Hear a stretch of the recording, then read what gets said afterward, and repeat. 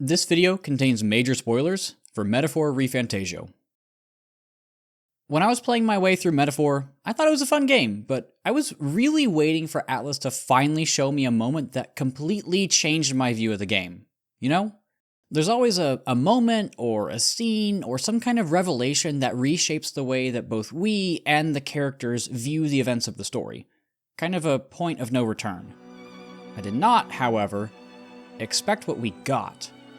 After entering the depths of the Dragon Temple, I was met with two words that changed the game. Drakengrace Shinjuku. I'm Ouroboros. Let's talk.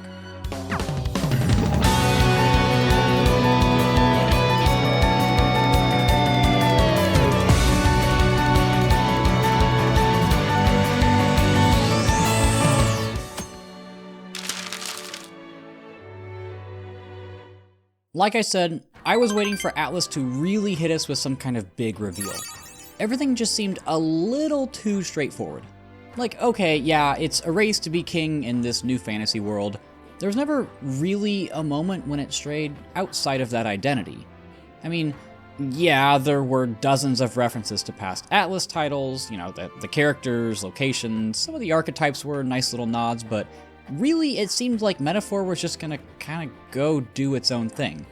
Which was always the point of it. You know, it's a new IP created by a bunch of veteran Persona developers. There's definitely a whole video that can be dedicated to that, but I'll make sure to do a deeper dive into those things when the full review comes out. Anyway, the first big area in the Dragon Temple is, well, massive. I mean, this dungeon is staggeringly enormous. But it's here that we get the first hints that things aren't as simple as a basic fantasy game. I had started to piece together that this was probably a world that has come after an advanced civilization, and this isn't anything new in games either. I mean, even Zelda has gone down this rabbit hole a few times, so it's not like a long-lost advanced civilization is a novel concept. But then, in one of my favorite moments in the game, you go down a floor. You're met with not another maze in the depths of a temple, but a sprawling city, a modern city. And as your party looks out to the subterranean sky that has been hidden in the depths of the Dragon Temple, Yufa explains to you that this is Drakengrace Shinjuku, a lost city that has been hidden away. And just seeing the word Shinjuku was enough to make me scream and lose my shit. It's a massive twist, and in a way, it turns Metaphor away from a fantasy game and into a sci-fi one. You know, if you don't really think too hard about it, but it recontextualizes everything that has happened. You start to question just about everything that's going on. How is Magla in the real world? How exactly did this happen?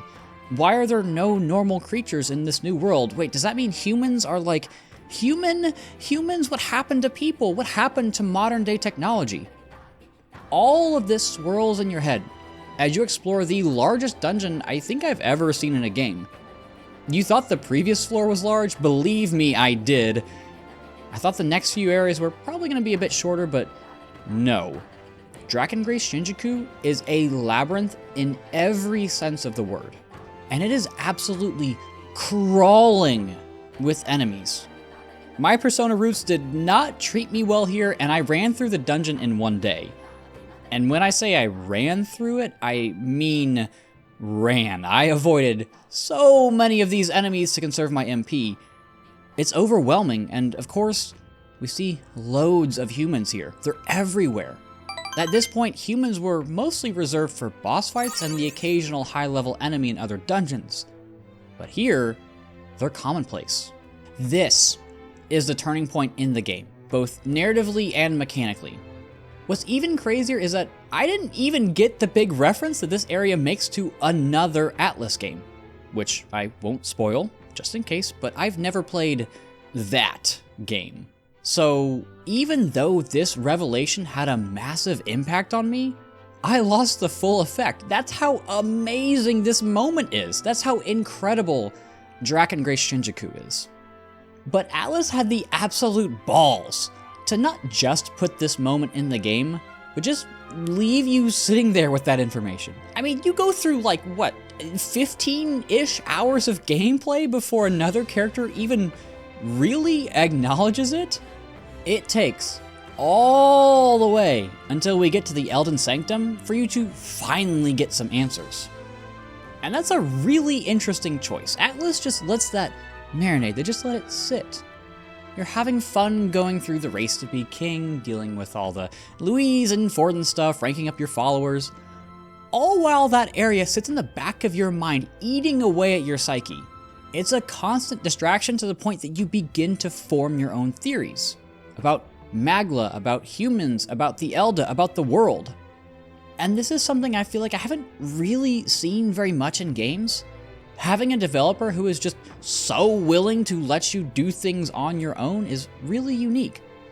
Yes, this may be your first Atlas game, but they're going to treat you with the respect you deserve, both in terms of the gameplay, but also the narrative. They aren't going to sit there and spoon feed you. They'll let you figure it out on your own, or even get it wrong on your own, and then either give you the confirmation on your theories, or reject them. I've already made a video about how Metaphor respects your intelligence. That was made when I was early in the game, but I appreciate what Atlas has done with this game even more now that I've finished it. Everything about this moment just seems so casual. Like Atlas dropped this massive lore bombshell on us and said, yeah, so what? It is what it is. Let's do what we came here to do and move on. I know people like to use the word plot twist to describe moments like these, but I don't think that's necessarily the right word for this scenario. It's a revelation, it's an expansion. Because it doesn't really affect the story. If you think about it, the fact that Metaphor takes place on Earth doesn't change anything that happens after. Like, Drakengrace Shinjuku doesn't change the fact that Louise is a Darwinistic maniac, or that Forden is a power-hungry fool, or that your party is trying to fight for a better future for everyone. None of that changes. And it doesn't change the things that happened a few years prior to the start of the game. It's just kind of there, almost like a backdrop. And that's what makes this so interesting and intriguing to me. Atlas designed this monumentally viewpoint-altering area, and it has zero impact on the story.